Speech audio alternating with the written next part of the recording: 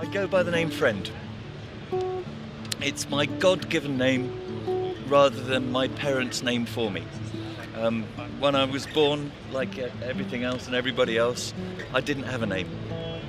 My parents made up a name and put it upon me in order to register me to a system that classifies anything that's registered as property of the registrar.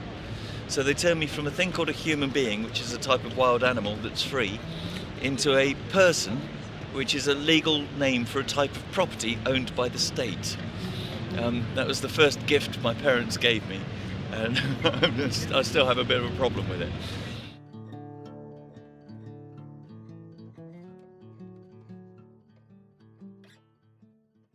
Nowadays, I'm spending my time on Trafalgar Square, chalking poetry, getting people to, or trying to encourage people to open their own minds up a little bit and start to recognise themselves in everything that they see. So it's kind of like we are with life. We're just on this cycle of change. But somewhere along the lines we've messed up.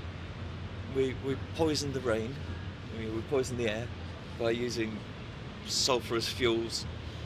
Fair enough, you can't use them on the land because it's too polluting, but you can still ship large quantities of materials around the world on ships that are allowed to pump them out at sea.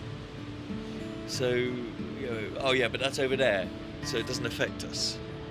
I'm afraid I live on a ball in a bubble and there's nowhere to run. And I've got to face up to that. The trouble is that the way that most people think at the moment, we're separate from it. It's, there's man and man's world, and there's nature, and nature is something you go out and enjoy. You drive your speedboat across, or you fly your jet aeroplane, or whatever. But it's not somewhere that you have respect for. So, but yeah, my faith is that between us we have the ability to realise paradise on earth. And if we choose not to take action towards doing that, between us, through our unconscious action, we will realise hell on earth. So when we take the planet and we say this is ours, we deprive the rest of life from it. So for me, the ideal way of living would be to actually say, this has never been mine. Let's, in the Bible, they'd say, repent.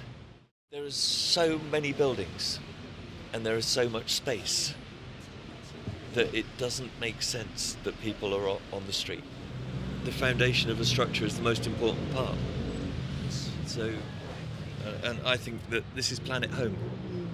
This is the place where I live. Well, this is where I live, and wherever this bit is where I'm living. So I can't say I live there or I live there or I live here.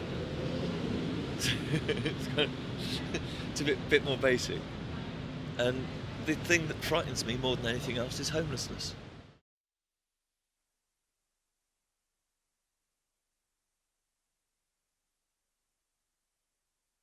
The end of each day, as the sandwich shops close, I've been given the opportunity to go into some of them and pick up what would be waste.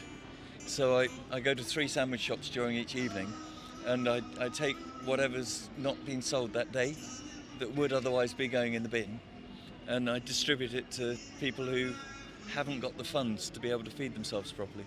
So some of the people I'm giving it to are homeless, some of them have got hostels, some of them have got a flat of their own, but don't actually have the finance to be able to support themselves properly.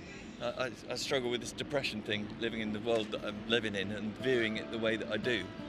It means that a lot of the time I don't feel that good about being a human being. So when I can do something that is helpful and is useful, it actually makes me feel better about being alive.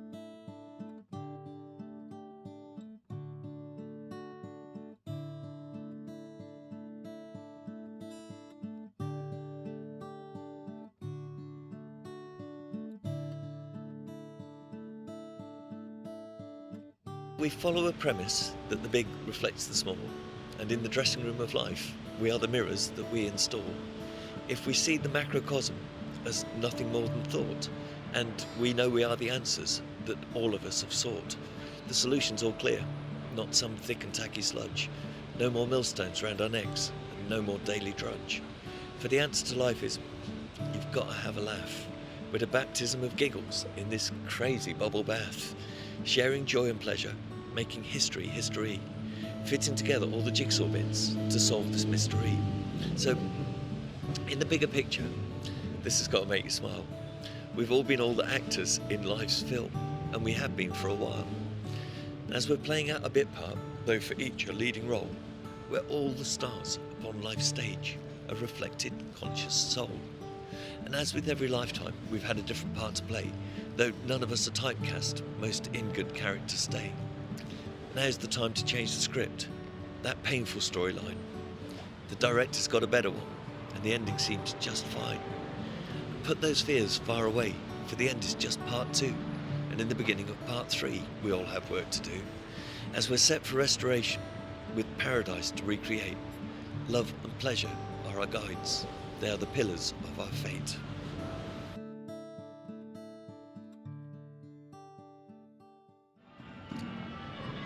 The reason why drugs are illegal is because they make you think. It was like, hang on a moment.